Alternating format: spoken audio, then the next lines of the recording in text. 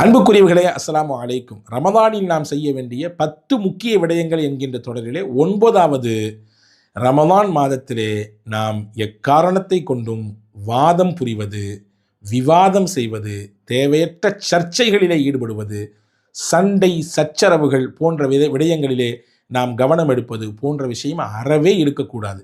காரணம், ஹதீஸிலே வந்திருக்கிறது, உங்களை யாராவது வம்புக்கெடுத்தால் அல்லது சண்டைக்கு வந்தால், உங்களை யாராவது திட்டினால் பதிலுக்கு நீங்களும் சண்டைக்கு போகாதீர்கள், அவரை திட்டாதீர்கள். நீங்கள் செய்ய வேண்டியதெல்லாம் ஒற்றை வார்த்தை சொல்வது மட்டும்தான், நான் நோன்பாளிங்க அப்படின்னு சொல்லிட்டு நீங்கள் கடந்து போயிருங்க. நாங்கள் சொல்லலாம், நீங்கள் நோன்பாளி என்று சொல்லிட்டு அந்த கண்ணியத்தோடு கடந்து போய்விடுங்கள் என்றார்கள் பெருமானார் ஸல்லல்லாஹு அலைஹி வஸல்லம். எனவே நோன்பில் தேவையற்ற விவாதங்கள் செய்யக்கூடாது. நம்முடைய தொடர்புகள் படைப்பினங்களோடு இருக்கக்கூடிய தொடர்பை கொஞ்சம் குறைச்சிட்டு படைச்சவனோடு உண்டான தொடர்பை அதிகரிக்கணும்.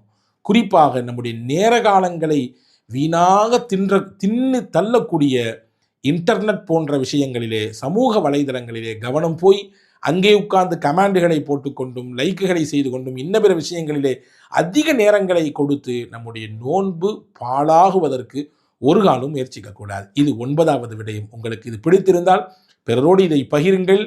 நன்மைகளில் நீங்களும் கூட்டாளியாகிக் கொள்ளுங்கள். அடுத்த விடயத்தோடு அடுத்த பதிவிலே உங்களை சந்திக்கிறேன். வஸ்ஸலாம். அஸ்ஸலாமு அலைக்கும்.